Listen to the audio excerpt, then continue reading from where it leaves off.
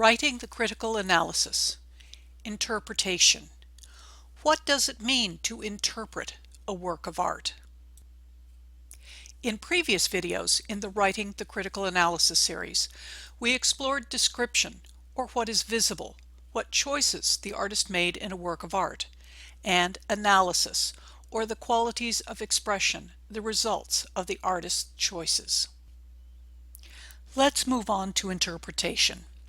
Interpretation is what the writer thinks the work is about, what the work means, or what message it conveys, or what the artist intended to accomplish, or what the artist expressed without intending to. Interpretation unites all the description and all the analysis into one big idea. Description, analysis, and interpretation together constitute the persuasive argument that is your critical analysis. Description and analysis prove that your interpretation, your opinion as to how the work of art should be understood, is right. How you interpret a work of art depends on your methodology. Methodology is the frame you use to critique visual information and contextualize the artist's aesthetics, politics, and personality. Do you lean towards social or contextual analysis? Maybe you see the choice of subject and use of style as a reflection of the historical moment and cultural context in which it was created. Are you a Marxist or a feminist? A Marxist may focus on art as a commodity produced for a specific market in an economic system that favors the wealthy. If you are a writer with a Marxist bent, you may think about the role of patronage and the laws of supply and demand in the creation of art and evolution of style. You may also be thinking about how art encodes, deliberately or unintentionally, messages about social and economic class and power.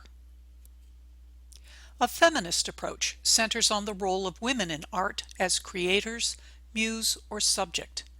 A writer using a feminist methodology considers how women's lives and issues are expressed directly and indirectly. Queer theory engages with art about and by members of the lesbian, gay, bisexual, and transgender communities. Psychoanalytic interpretation delves into how the conscious and unconscious parts of the mind interact in the creation of a work of art. And, of course, you can combine methodologies. Just don't forget that the argument for your interpretation requires careful analysis, supported by facts as well as description of the formal elements of the work of art. Let's return to Gustave Caillebott's Le Pont de l'Europe, 1876, and interpret it. What do you think the painting is all about? Are you focused on the way Caillebott captured transient effects of light and atmosphere? Maybe you are seeing the painting as a prototypical work of Impressionism. Did you describe and analyze the scene in perceptual and experiential terms? Is your interest in how Impressionists understood the relationship between light and color? Your interpretation might combine aspects of both formal and contextual analysis. In this painting, Caillebott demonstrates his allegiance to the principles of Impressionism and the tenets of modernism articulated by the poet Charles Baudelaire in The Painting of Modern Life, 1859.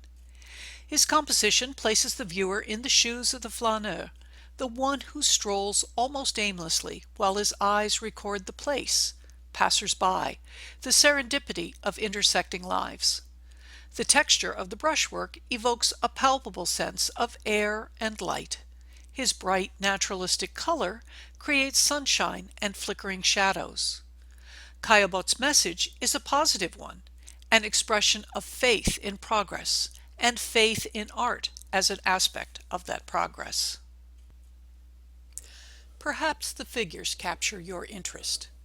Look for the details here that speak to issues like class distinctions, gender roles, power and wealth. Now, think a little further. Is the artist explicitly expressing or illustrating these ideas? Or, on the other hand, is the work evidence of larger truths about the world and those kinds of people at that historical moment in time? Social analysis, feminism, and psychoanalytic interpretation. The couple is a curious pair.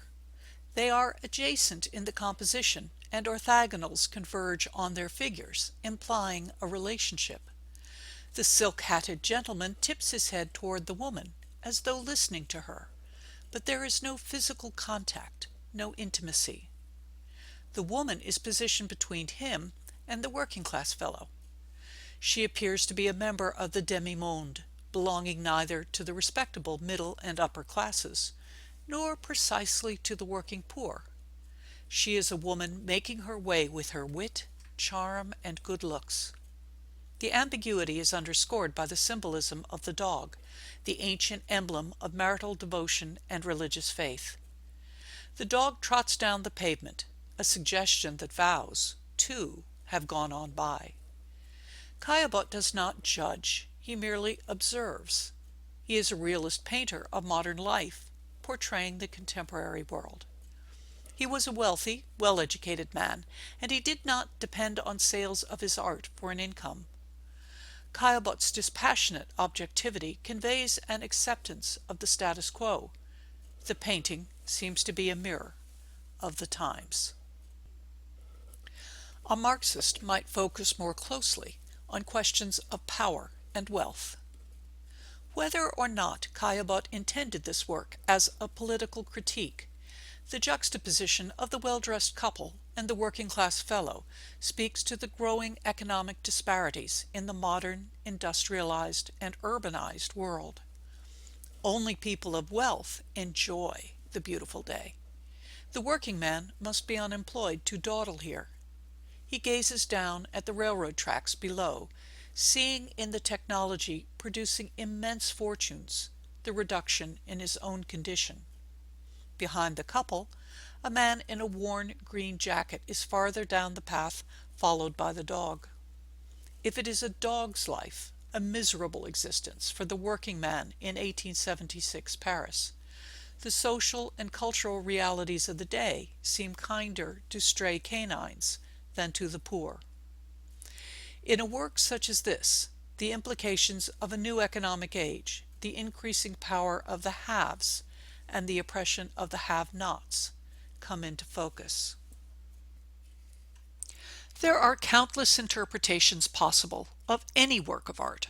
What matters is that you find a meaning through close looking, description, and thoughtful consideration, analysis. Your interpretation is the logical and even inevitable result of that process. You have completed the necessary steps of the critical analysis. Another short video will explore ways to organize description, analysis, and interpretation into a well-structured essay. We will also see how to use the process of the critical analysis to contrast the relationships among two or more works in a comparative critical analysis.